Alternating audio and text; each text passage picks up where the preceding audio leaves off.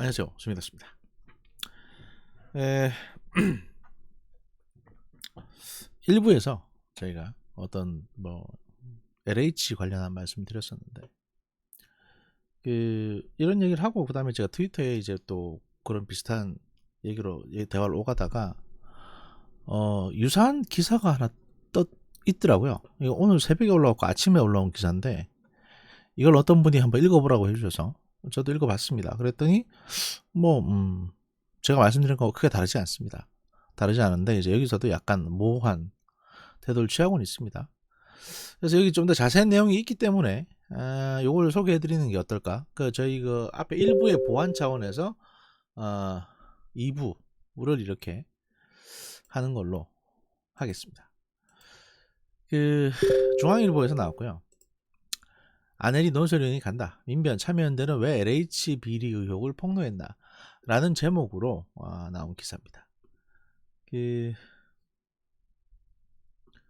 내용을 보시면 민주사회를 위한 변호사 모임 민변과 참여연대가 지난 2일 한국토지주택공사 LH 직원들의 옛날 명이 이제 주공이었죠. 주공이었습니다. LH 직원들의 시흥, 광명 등 3기 신도시 투기 의혹을 폭로했다. 이후 부동산가 폭등으로 가뜩이나 들끓던 민심이 폭발하고 있다. 여야 없이 LH 때리기로 대동단결하는 모습이다. 선택적 침묵이나 마지못한 뒷북 사과로 일관했던 조국 사태나 윤미향 사태와 달리 문재인 대통령은 의혹 제기가 나오자 곧바로 전수조사를 지시했다. 청와대뿐만 아니다. 정세균 총리는 폐가망신이라는 단어까지 써가며 남구준 국가수사본부장에게, 경찰 소속이죠, LH 전 직원들의 2천만 원 이상 자금 흐름에 대해서 전수조사를 당부했다. 본인이 LH 사장으로 재직 시에 벌어진 투기로 밝혀진 탓에 처음엔 직원들을 두둔하는 듯한 입장을 냈던 변창흠 국토부 장관도 태세를 전환해 LH 등 공기업 전 직원뿐 아니라 배우자와 직계 존비속도 조사하겠다고 목소리를 높였다. 2017년에는 미공개 정보를 이용한 투기 관련 징역형을 5년에서 오히려 3년으로 낮추는 한국토지주택공사법 개정안까지 냈던 여당 의원들도 이번에는 정반대로 한 목소리를 냈다. 박용진 더불어민주당 의원은 LH 사태라 불러도 될 만큼 충격적이라고 했다. 성남 부동산 민심을 달래기 위해서라고 넘기기에는 뭔가 석연치 않다. 말은 요란한데 내용을 뜯어보면 허술하기 짝이 없어서다.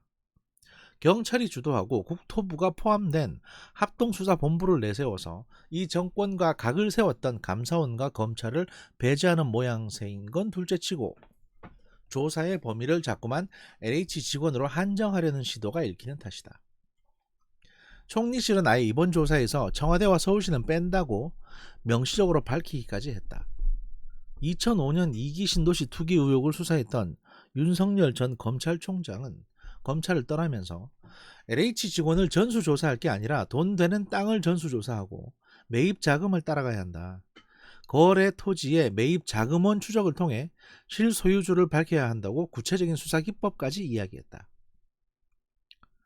투기 특성상 실명보다 차명 거래가 클 가능성이 커 LH 직원 전수조사로는 한계가 있다는 얘기다. 그런데 지금 이 정부는 오로지 LH 직원에만 초점을 맞춘다. 이번 폭로의 주체에 새삼 관심이 쏠리는 건 바로 이 지점이다.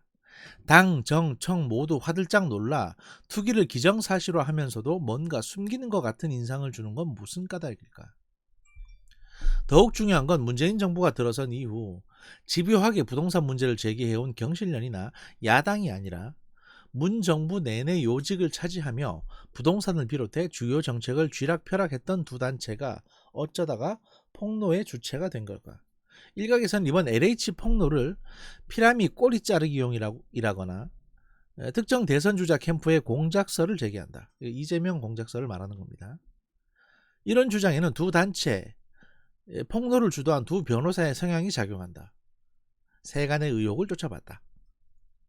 지난 2일 참여연대에서 열린 광명 시흥 신도시 투기 의혹 공익감사 청구 기자회견 단상에 오른 5명 가운데 김남근 참여연대 정책위원과 서성민 민변 민생경제위원회 변호사가 있었다. 대선 구도까지 영향을 끼치는 중요한 선거를 불과 한 달여 앞둔 민감한 시기에 여당의 악재로 작용할 의혹을 폭로하는 자리에 김 변호사가 앉아 있다는 것만으로도 폭로 배경에 다른 의도가 있는 게 아니냐는 의구심을 제기하는 사람이 꽤 있을 정도다. 법무부의 민변 이용구 변호사가 있다면 국토부에는 참여연대 김남근이 있다는 말이 이번 정권 들어 공견하게 흘러나올 만큼 김 변호사는 문정부 실세로 불렸던 인물이다. 조국 사태 때는 조국 전 법무부 장관을 옹호하며 참여연대의 내부 입단속을 주도했다는 증언이 있다. 지난 2018년에는 국토부판 적폐청산 TF인 관행혁신위원장을 맡기도 했다. 두 단체의 공동 기자회견 형식을 취했지만 LH 직원 투기 사건의 폭로의 시작은 민변이었다.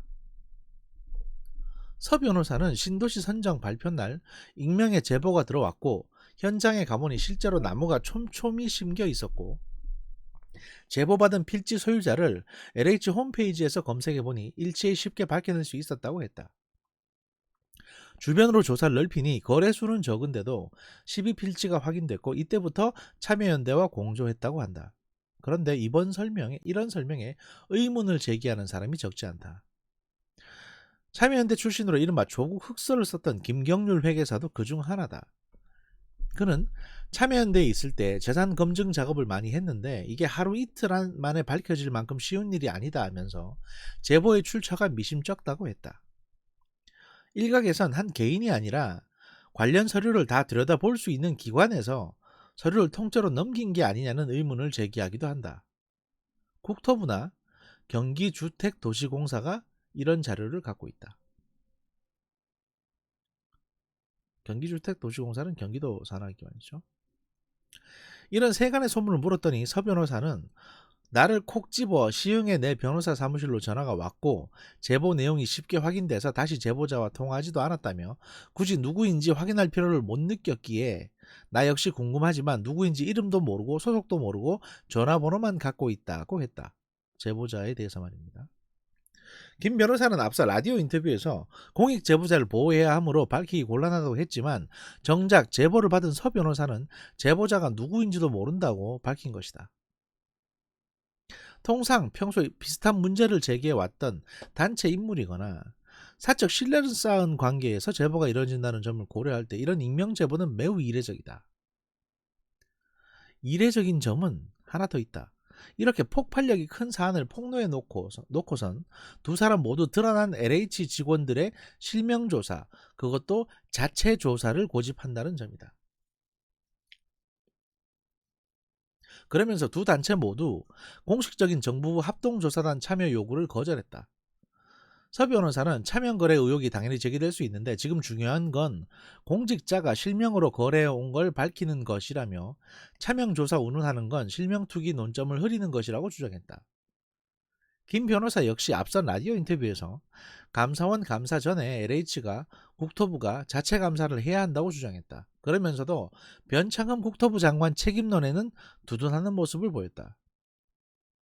투기가 그의 LH 사장 재직 시절 벌어진 일인데도 그 시기 사장을 했다고 책임을 묻기는 어렵다라는 식으로 말을 했다. LH 직원 투기 폭로가 꼬리 자르기용이라는 의혹이 나오는 이유다. 한 시민단체 관계자는 더 큰 배경을 보호하기 위해서 선제적으로 폭로한 게 아니냐는 의혹을 제기했다.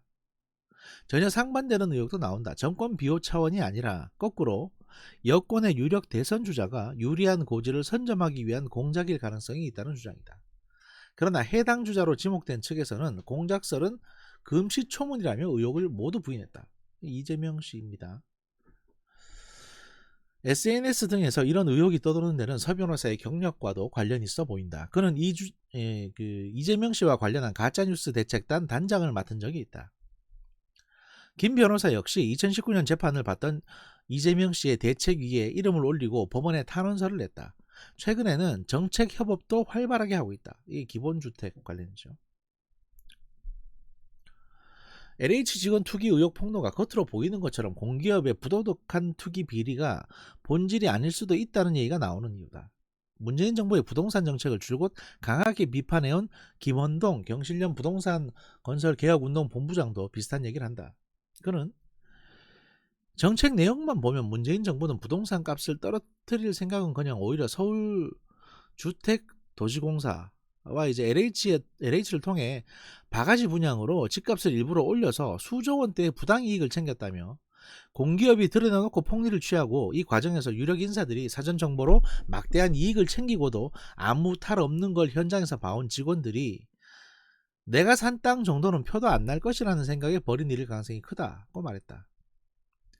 그는 또 일단 보상이 진행되면 개인정보 보호를 내세워 누가 어떤 보상 기준으로 얼마를 받았는지 공개를 하지 않는다며 이렇게 시간이 지체하는 걸 보면 또 흐지부지될 가능성이 크다고도 했다. 진실이 무엇이든 힘없는 국민만 화가 난다. 이게 이제 아내리 논설위원회, 중앙일보 논설위원회 글입니다. 자, 이 내용을 놓고 보면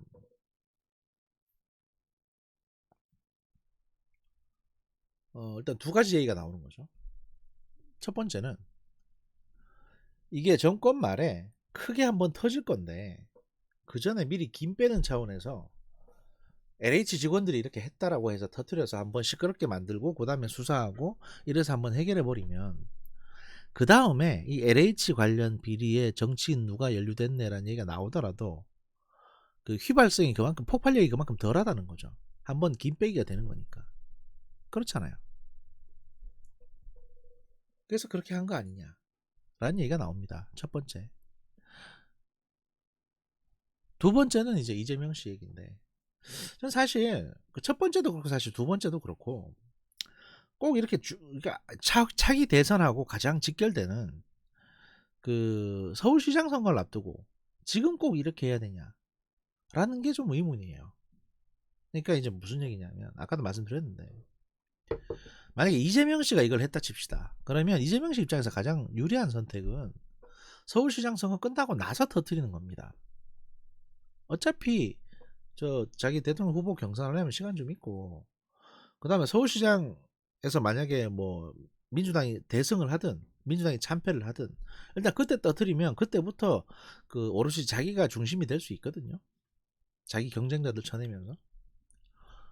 근데 지금 터뜨리게 되면 무슨 문제가 생기냐면 만약에 이래가지고 서울시장 선거를 참패했을 경우에 서울시장을 안철수 씨가 하거나 오세훈 씨가 했을 경우에 이 모든 책임을 이재명 씨가 떠안아야 돼요. 그러면 뭐 볼 거 없이 쫓겨나는 거죠. 그냥 땡큐지. 그 친문 입장에서는. 과연 이런 무리수를 더 쓸까? 그래서 이제 앞부분이 더 그럴듯하다는 생각이 드는 거죠. 그리고 이 정책 내용만 보면 이 부분이 사실 상당히 좀 그렇죠. 이게 옛날에 사모목이라는 분도 이런 말씀 하셨는데 그 결국엔 탈원전도 이제 자기 아는 사람들 동원해서 태양광이나 이런 거 팔아먹어 가지고 돈 벌려고 했던 것처럼 이 부동산 정책 23차례에 걸친 부동산 정책도 결국에는 그 모든 주택 부지를 다 공공택지화 해서 이 사업을 하는 SH와 LH 여기에 투자한 민주당 정치인들 이 사람들이 결국에는 이익을 챙기려고 이 수도권 집값을 다 폭등시켜버린 거 아니냐. 폭등시키는 정책만 골라서 한 거 아니냐. 만약 이게 사실이라면요. 이것도 그냥 모조리 다 그냥 처형을 해야 됩니다. 이거는 국가 반란이에요. 경제적 분야에서 경제적인 부분에서든 뭐든 간에 하여튼 국가 반란입니다. 그 자기들의 도둑질을 위해서 자기들이 살고 있는 집을 다 불태우는 거 똑같은 거거든요.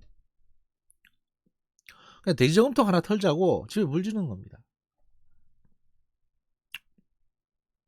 아무튼 뭐 이렇게 스미더스가 분석을 한 게 똑같은 생각을 가진 사람이 지금 중앙일보 논설위원으로 있다. 이런 말씀을 드리면서 2부 여기서 마무리하겠습니다. 감사합니다.